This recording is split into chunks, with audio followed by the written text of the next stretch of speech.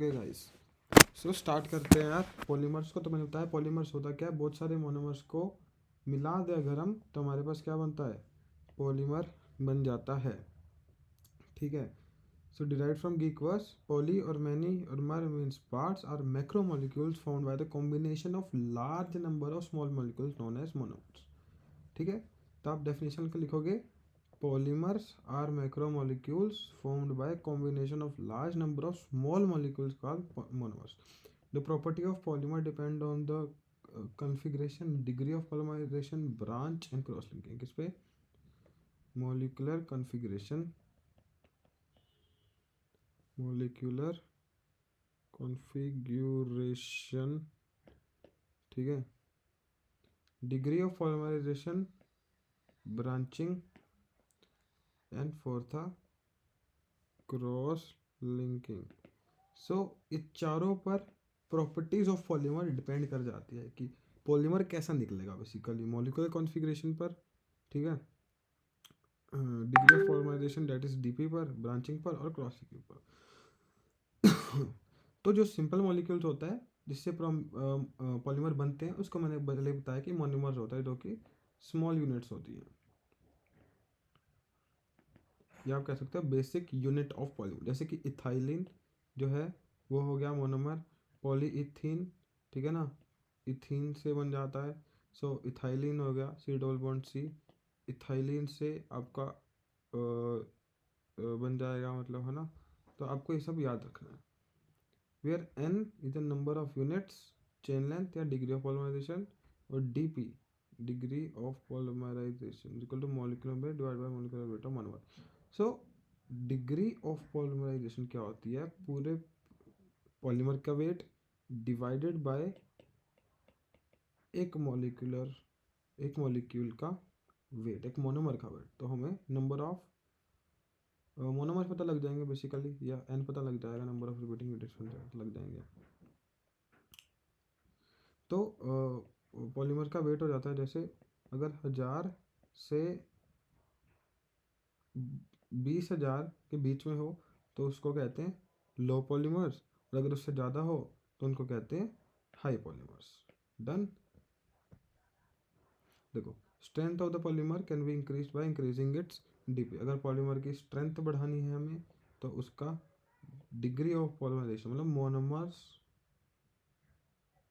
Increase कर दो, मतलब डीपी इंक्रीज कर दो। ठीक है, मतलब बेसिक जो यूनिट्स होती हैं उनको इंक्रीज कर दो।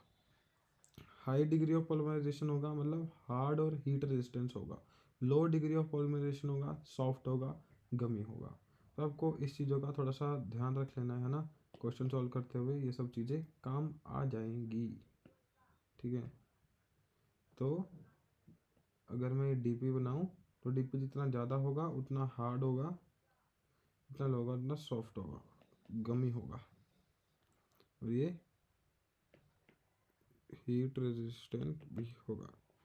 सो आगे चलते हैं यार, फंक्शनलिटी पे डिफाइन करते हैं। फंक्शनलिटी क्या होता है, तो फंक्शनलिटी क्या होता है, it is defined as the number of reactive sites present in a molecule. It can be due to the presence of any functional group like OH, COH, NH2, SH। So basically ये functionality क्या होता है, basically इसको कह सकते हो reactive sites in an molecule.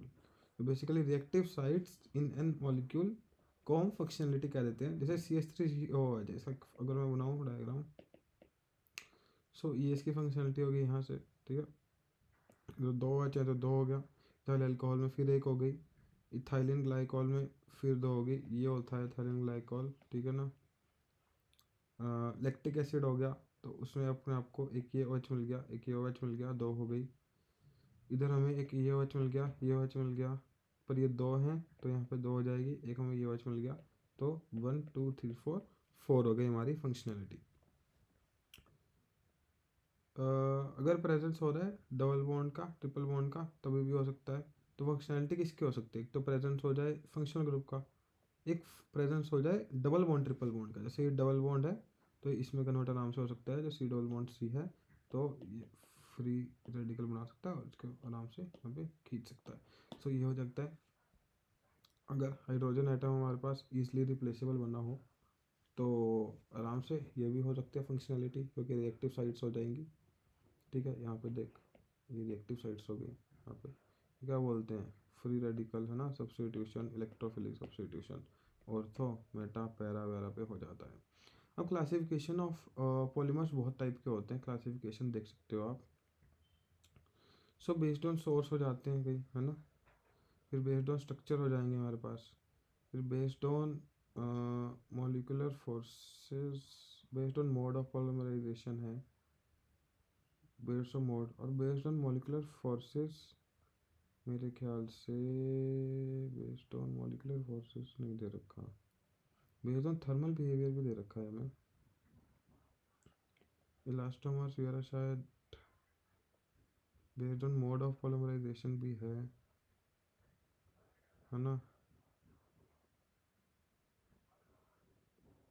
बहुत सारी फॉर्म्स पर बेस्ड हो रखे हैं, है ना, थोड़ा सा देखना पड़ेगा। ये देख, मोड ऑफ पॉलीमराइजेशन ये सब भी है। सो देख लेते हैं एक बार कैसे कैसे होता है ना सारा काम, तो उससे हमें काफ़ी क्लियर हो जाएगा। तो आज हम बेसिकली अभी हम बैठे हैं 7वें पेज पर, तो आज सोच रहे हैं कि कितना करें, चलो देखते हैं। लर्न करने की इतना ज़रूरत नहीं है, ठीक है। हाँ, तो ये करते हैं क्लासिफिकेशन ऑफ पॉलीमर्स।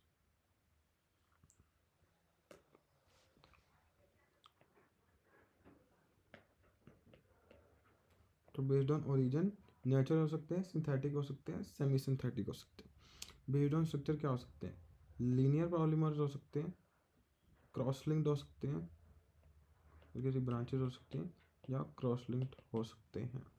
मोनोमर्स के हिसाब से अगर होमोपॉलीमर है और कोपॉलीमर, होमोपॉलीमर एक कोपॉलीमर। होमोपॉलीमर क्या होता है, जैसे सी डेवलपमेंट सी है तो डायरेक्टली मतलब ऐसे करके यहाँ पे हो गया तो उसको होमोपॉलीमर कहते हैं। कोपॉलीमर जैसे जैसे H2O का निकल गया, पानी निकल गया तो उसको कोपॉलीमर कह देते हैं।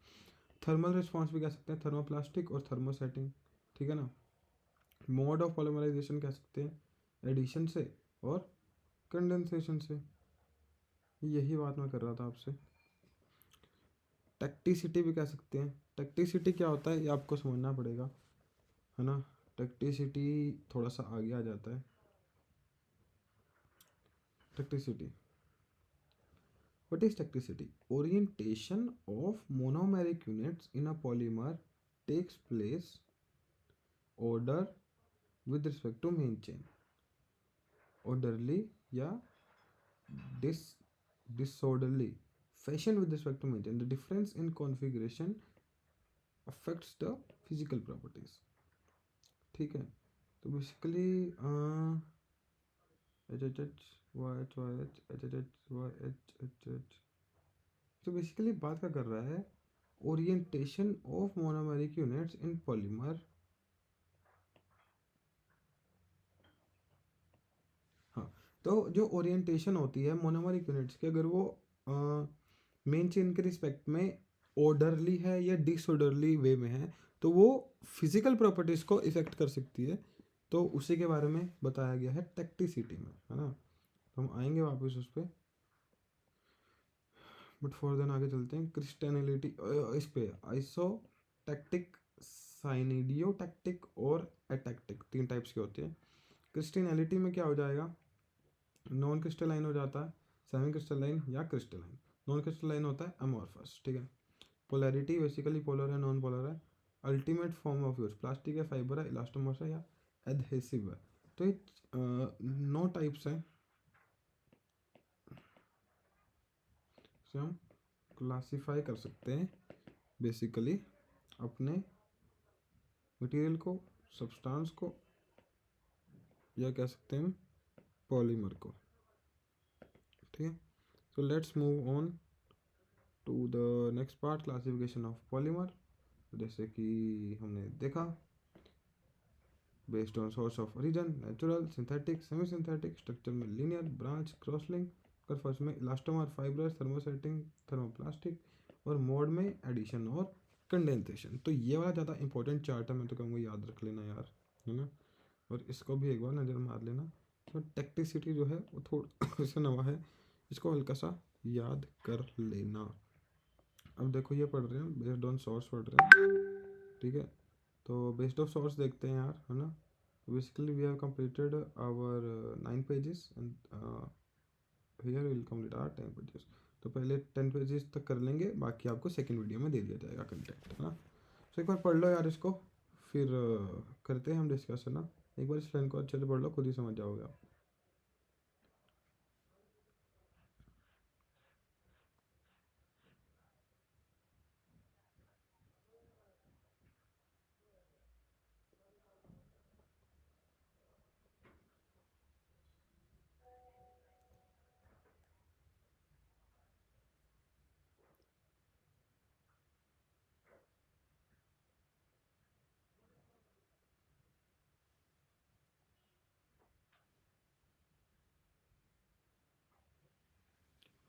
Okay, so now let's see based on source में क्या होता है, नेचुरल, सेमी सिंथेटिक और सिंथेटिक। तो नेचुरल में क्या होता है, जो इनको बनाया जाए नेचुरल सब्सटेंसेस से, ऐसे पॉलीमर जिनको नेचुरल सब्सटेंसेस से बनाया जा सके वो कहते हैं नेचुरल पॉलीमर्स।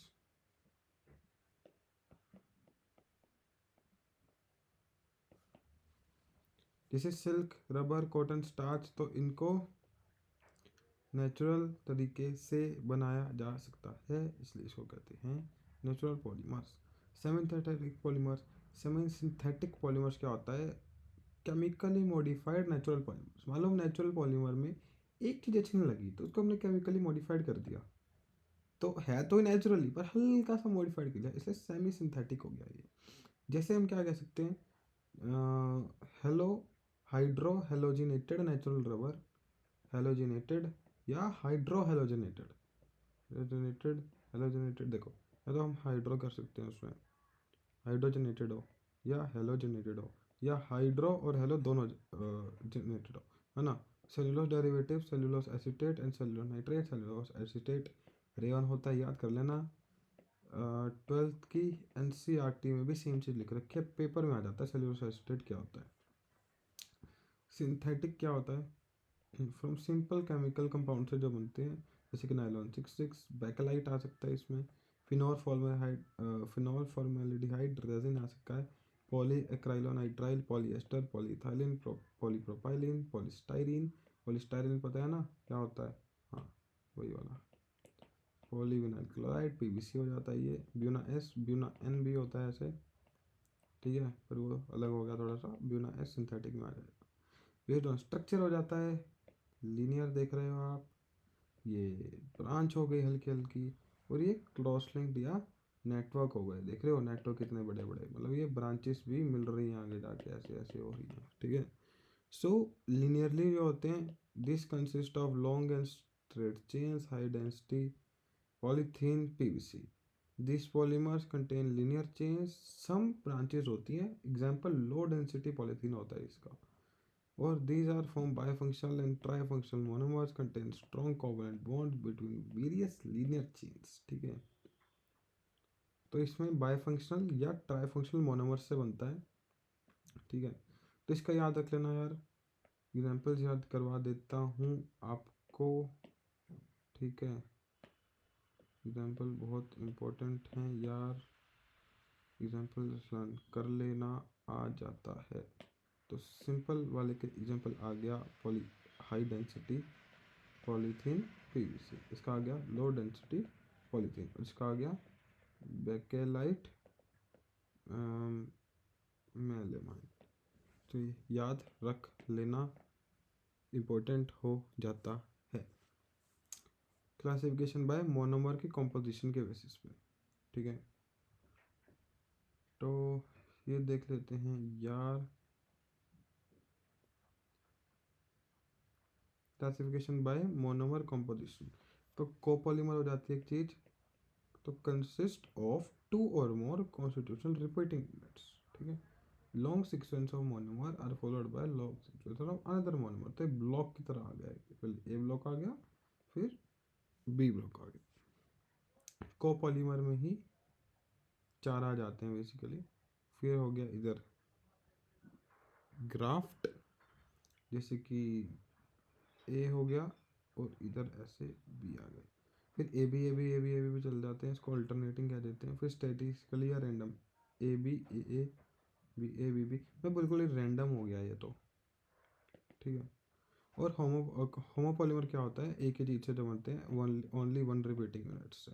और कोपॉलीमर हो गया ए और बी रिपीटिंग यूनिट से जो बन रहे हैं, उसमें भी 4 टाइप के आ गए।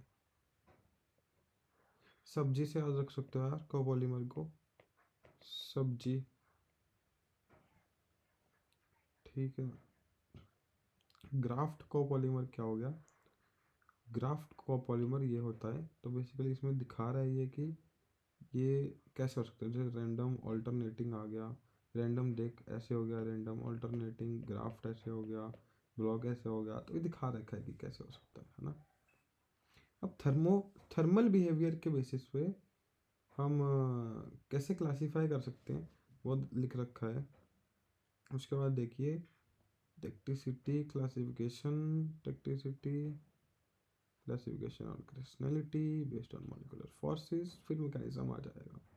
तो बहुत ज़्यादा बड़ा चैप्टर नहीं है, जिगलर नाटा आ गया, तो आगे वाली चीज़ें मुझे थोड़ी सी इंपॉर्टेंट लग रही हैं, बाकी तो ठीक ही है।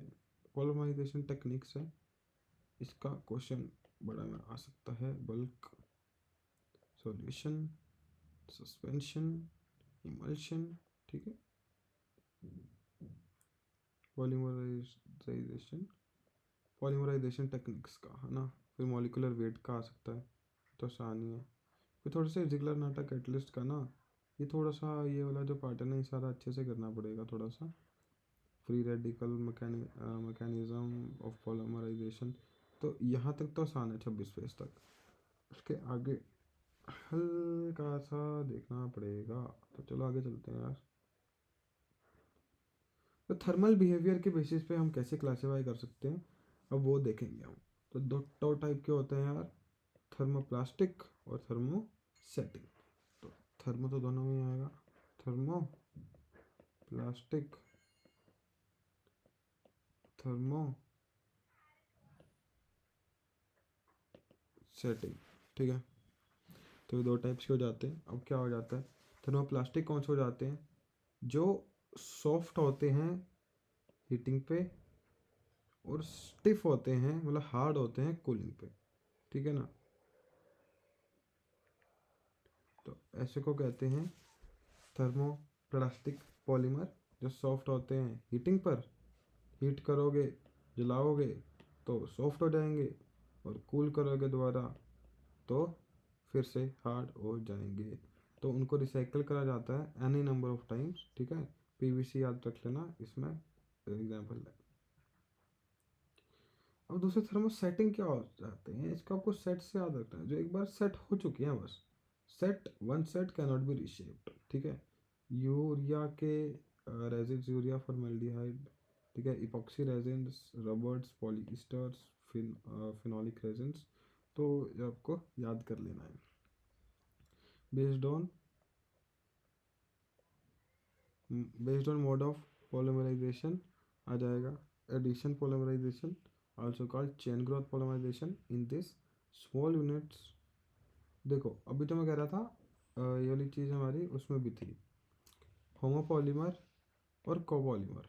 आपको याद आया, होमो मतलब एक से ही बनेंगे, ए से ही, कोपॉलीमर मतलब A B A B A B A B ऐसे बनेंगे। इसमें भी अल्टरनेटिंग, रैंडम, स्टेटिस्टिकल, ग्राफ ऐसे टाइप से बनते थे। अब ये आ गए एडिशन और कंडेंसेशन, ठीक है। तो ये पढ़ लेते हैं। कंडेंसेशन ये मोड ऑफ पॉलीमराइजेशन है, चेन ग्रोथ पॉलीमराइजेशन भी कहते हैं इसको एडिशन को, ठीक है ना।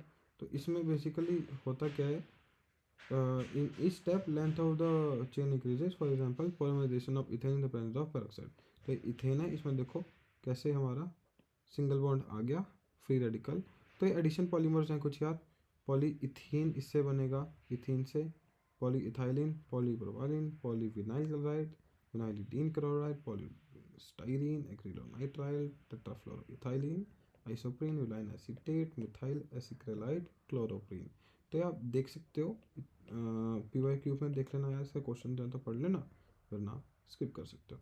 अब कंडेंसेशन पॉलीमर्स क्या आएगा, जैसे कि ये वाला मेरे ख्याल से ब्यूना एन है, पता नहीं क्या है, हाँ नाइलॉन 6 का प्रिपरेशन है, तो इसमें कार्बन भी 6 होते हैं, 6 का ये मतलब होता है, देखो 4 यहाँ पर, एक यहाँ पर और एक यहाँ पर, तो 6 हो गया।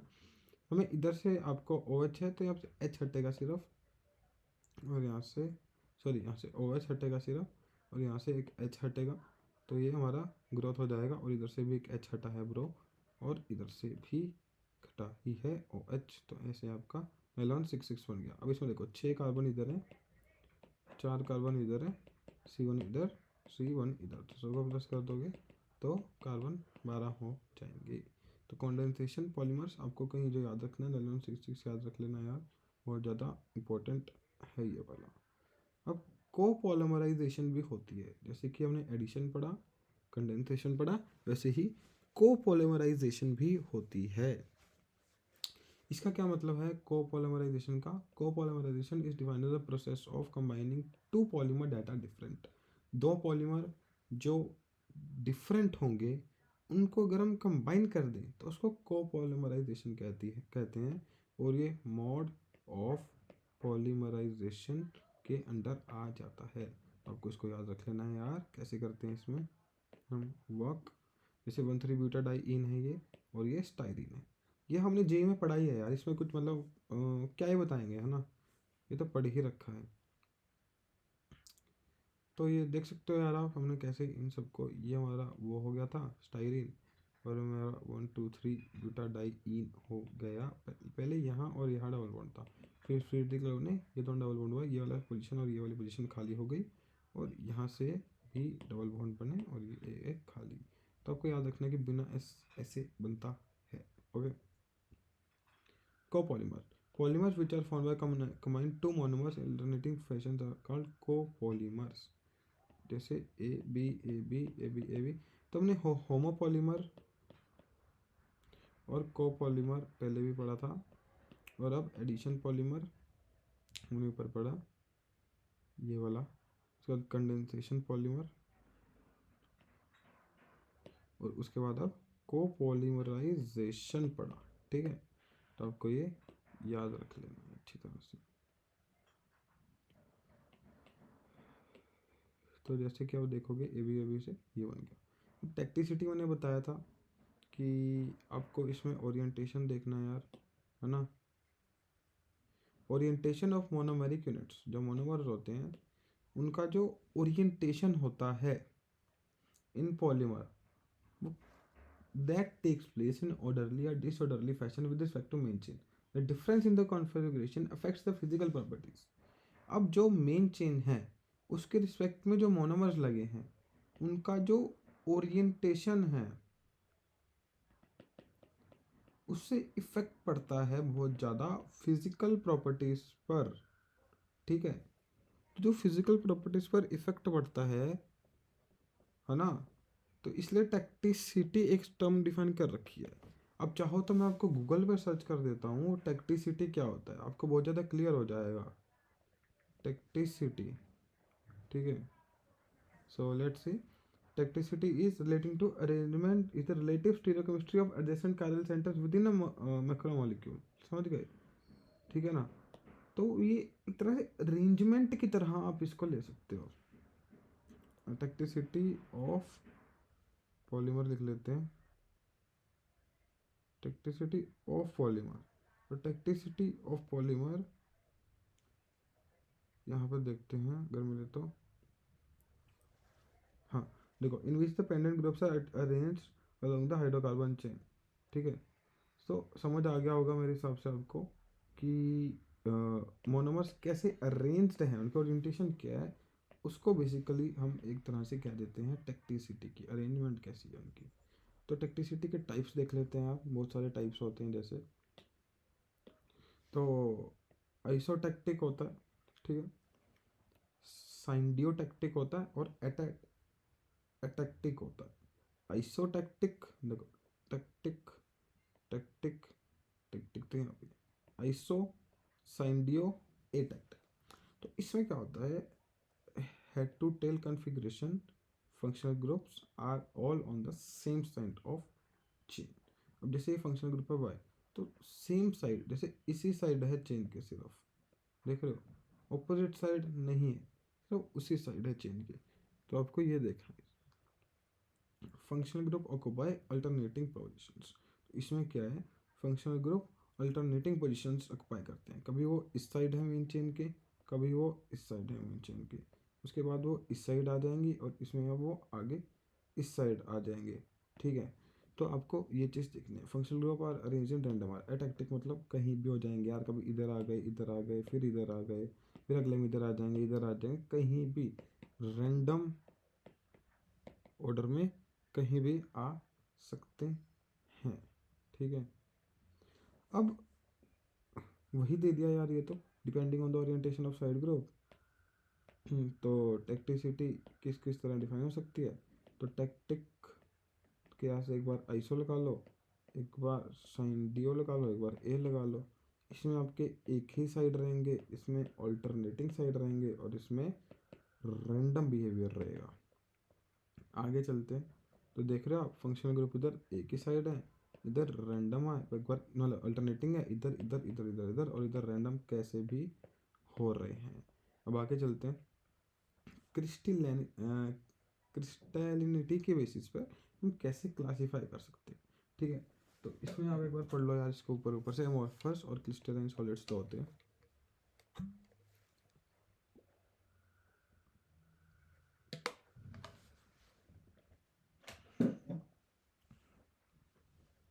या ऐसा करते हैं, इसको अगले क्लास से शुरू करते हैं। 23 के आसपास पेजेस पढ़ लिए हमने, तो बेसिकली जो हमारा है 29 पेज तक है बेसिकली बेसिस, उसके बाद अगले शुरू हो जाएगा। तो ये आसानी है यार, तो अगले में शुरू करते हैं, तब तक के लिए थैंक यू।